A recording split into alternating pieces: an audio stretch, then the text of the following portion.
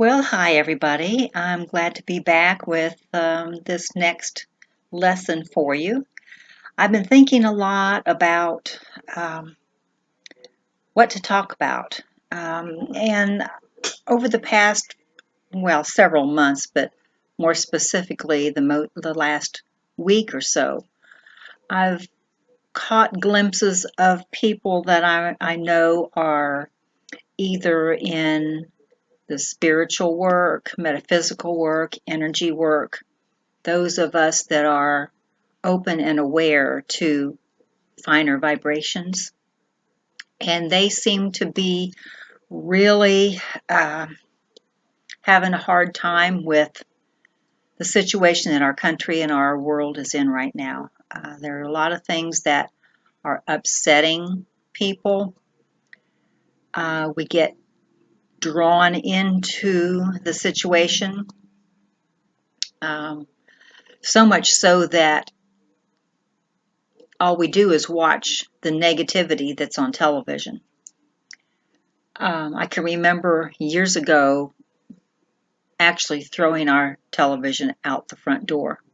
And before we could even get it to the curb, the next door neighbor bought it from us. But we went for several years without having a television. And that was before I even had a computer. So we were not bombarded with a lot of negativity. Didn't even take the newspaper. Um, and I seriously am thinking about doing that again.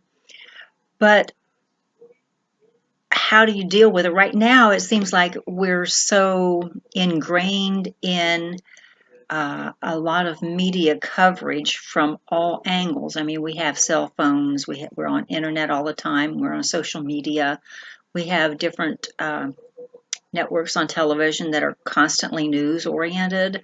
Our neighbors are talking about it, our families are talking about it. And there's just a lot that hurts our heart. And I think that's an important issue when we have already opened up our hearts and our spirits and our energies to receive from spirit. That really makes us vulnerable to a lot of things that are going on. There are two different camps right now, and they seem to be feuding with each other. That's not a good thing. So we need to really learn how to protect ourselves from situations that are current affairs.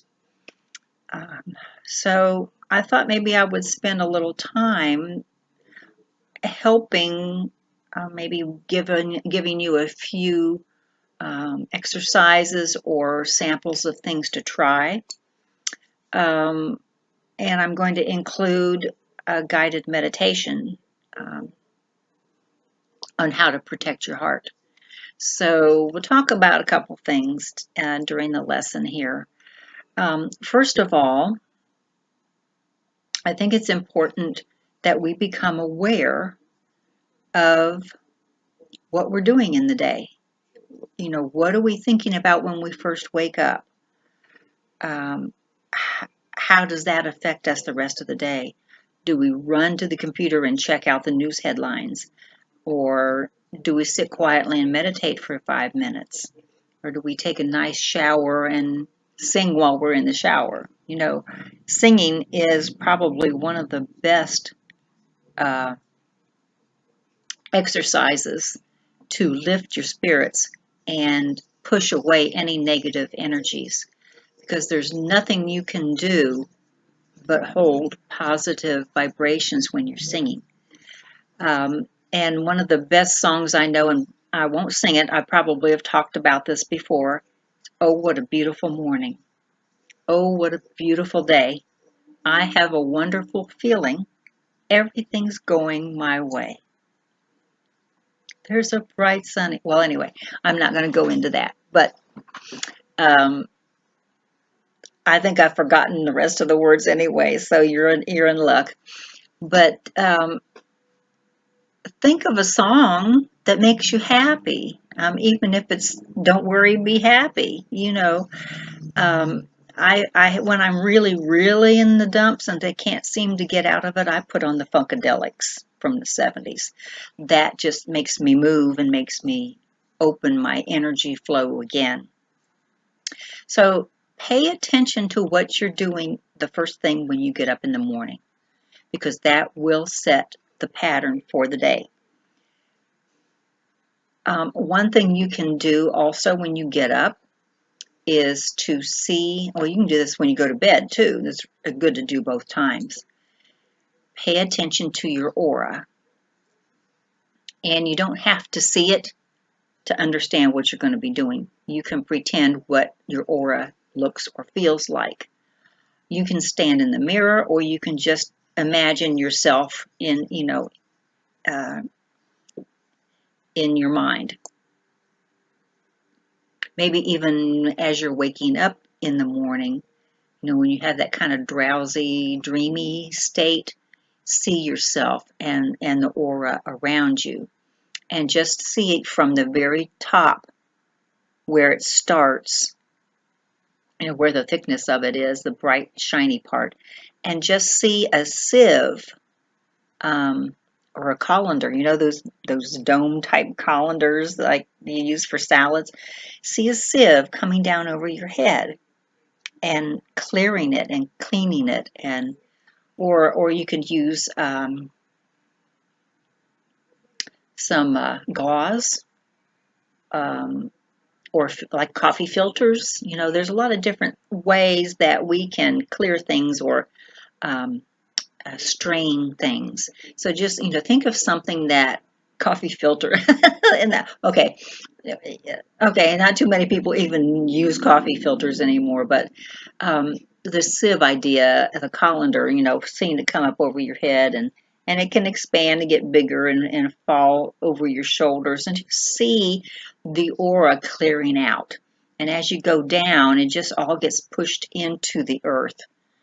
You can do that before you go to bed, and do that when you first get up. That helps to set the motion, because when you do it in the morning, then it sets the day. You start out clear, not just clean, but clear, because as you're doing that, it's not only clearing your aura, but it's clearing your mind. So you start out the day with a clear mind. And so if you're doing it at night, then all that residue that you've collected over the day, even if you're not thinking negative things, there are people around you that you're working with, that you associate with during the day, that have kind of bombarded your energy. Because if you're around people, you're collecting what's in their energy too. So you clear that off, and it goes down into the earth to be cleansed and balanced again. Don't ever think that you're throwing away negative energy. For some reason, this is popping into my mind.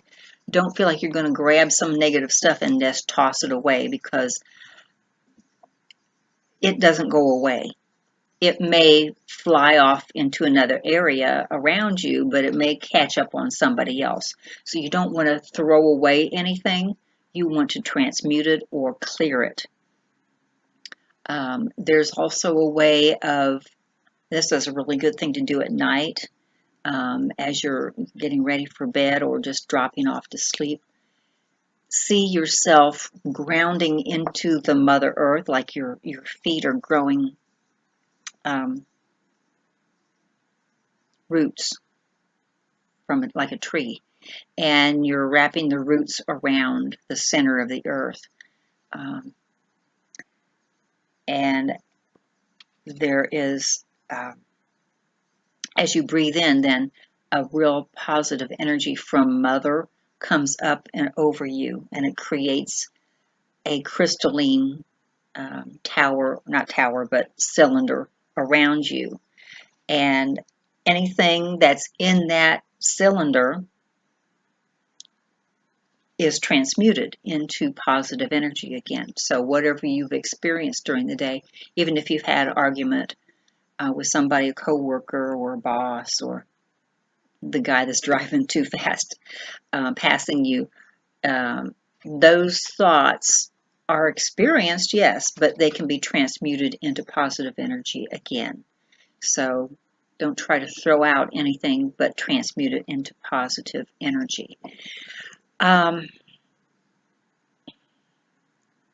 So all of this helps you to maintain your psychic energy levels. And that's what you really need to do if you're working with spirit in any form. If you're doing energy work, or if you're working with tarot, you're a medium, if you're getting intuitive thoughts or psychic abilities, psychometry, any of those things that we're studying and trying to improve, we have to maintain our psychic levels. So when the earth becomes too much, we have to, instead of reacting to it or taking it on, we try to balance it out and maintain our own personal energy.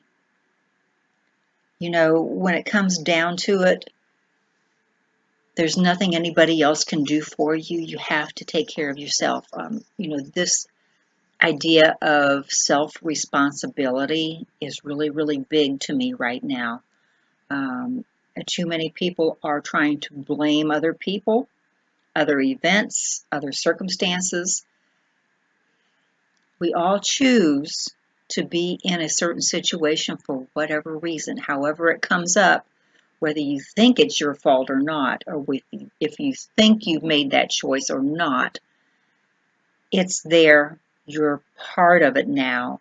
And so to own it and say, I'm going to balance it out, I'm going to take responsibility for it, and I'm going to correct it back into my own energy, my own psychic level. That's the power of it. That's something that nobody else can take away from you. Everybody else around you can be screaming and yelling and causing problems and retaliating, and you can have a very soft and quiet and loving, peaceful experience. Even if something terrible is happening, you can still keep the calm. That's when you're able to think correctly. That's when you're able to receive information from your helpers. I mean, what good is it with them being there to give you assistance if you're not able to open up and access that connection? So it's maintaining your own psychic levels. Now, one thing you need to do also is to keep a sense of purpose. I guess this kind of goes along with the idea of hope as well, but to have purpose in your life, even though it might be a small thing. I mean, we all are not philanthropists. We don't have tons of money where we can, you know, assist large groups of people, or we might not be doctors or, you know, career people where we can make major differences.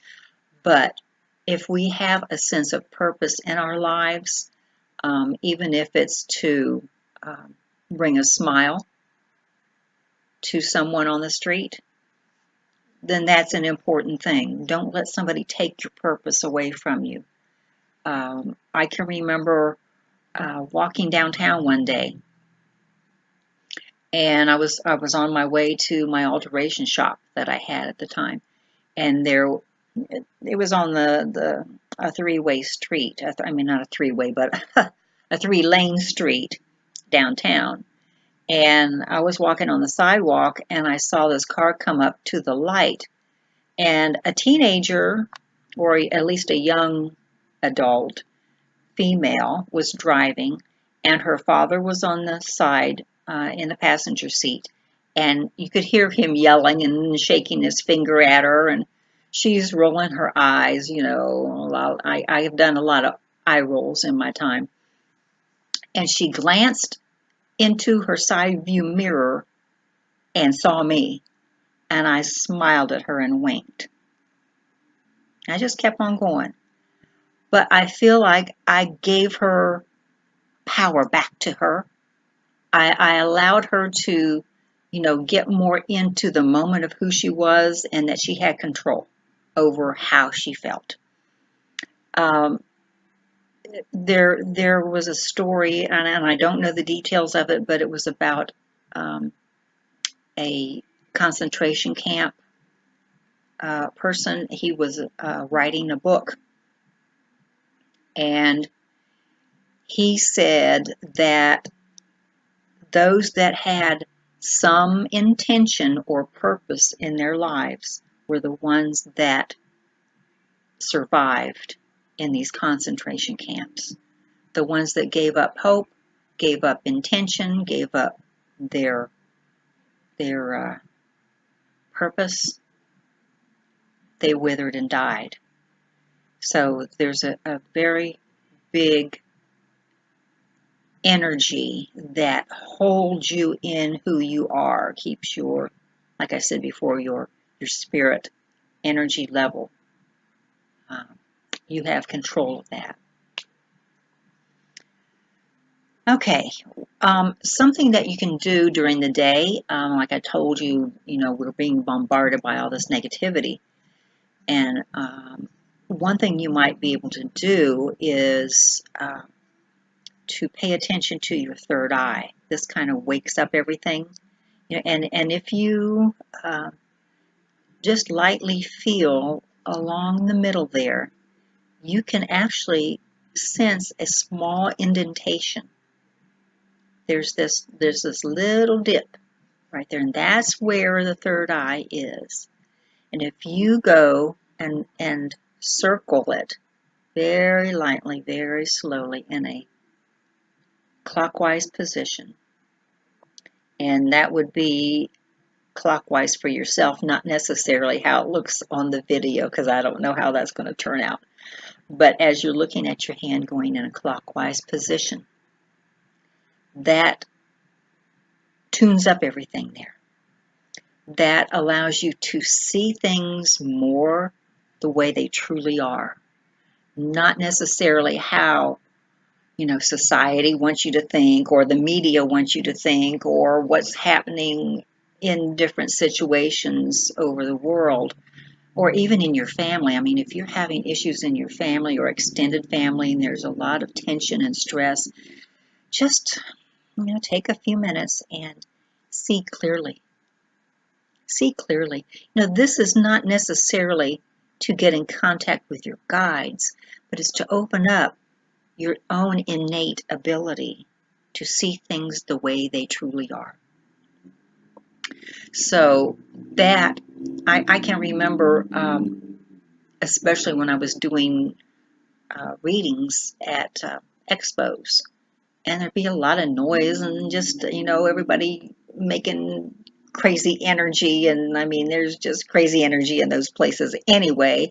And I always had my little bubble, with my client in it. But sometimes I would feel, like if I got to a question they were asking me and I was having difficulty connecting, I would be doing this. And I never really thought about it. I just was doing it. And then one day I was talking or teaching or something, and we were talking about the third eye, and I go, and I just automatically go like that. And I say, this is helping to open your own innate abilities. So that's a really good thing to do, especially during the day if, things get overwhelming. It helps you pull back and say, I'm calm and peaceful, and I only see situations for how they truly are, not necessarily how I want them to be or how my family thinks they are, but I just see it through the color of love. I see it through, there we go. I see it through the color of love. I like that. You're going to see that from me more often, that phrase. I'm going to write this down, the color of love. I see things through the color of love. So, what else can we do? We got something else written down here. Oh, something else you can do to help keep your energy your own um, is to, when you figure out what your intention is, what the purpose is in your life, um, make one step towards that purpose every day, even if it's a small thing. And I use this a lot when I'm starting people off in development classes. I tell them, do something, at least meditate every day, at least read some spiritual um, book, or um, read somebody that's writing about development, or sit for 10 minutes in development meditation. You know how we have a certain time every day, and um, the longer you work that, it doesn't have to be every day. But when you're starting out, you need to do that every day. And everybody would say, well, I just wasn't feeling good that day, or I had too many things going on and I just couldn't rest myself, or calm myself into that. I said, I don't want to hear it. I want you to sit. Even if you go in the room, you close the door, you turn on the candle, or light up the candle or the incense, and you sit there for 2 minutes, whether you're meditating or not, you're making that commitment. You're making a step towards your intention. So there's no reason why you can't do that. That's another way of, owning your own power, being in control of what you want in your life. Even if the whole world is falling down over your head, if you take 2 minutes and sit at your appointed time, you are in control of that, and nobody's taking that away from you. You have control of that. So I've got one more thing on my list. Now, what is that? I can't remember. Oh, that was this. Okay, so we've got a few things going on. Like I said, the meditation is going to be about protecting your heart. Um, and I think you've got a few exercises to do. And I will be very looking forward to connecting in the interactive discussion. If anybody's interested in going over to the forum that I have on my website, look on our Facebook page, and there's a link there. I want to see if we can move the group over maybe to the forum. I don't know if I'm going to stay on Facebook forever. So, there's some weird things going on there. So I'm just looking at other options, but I want to know if you like it or not. So jump over there and just look at it. Okay? Alrighty, I thank you so very much, and I look forward to hearing your experiences with these different exercises.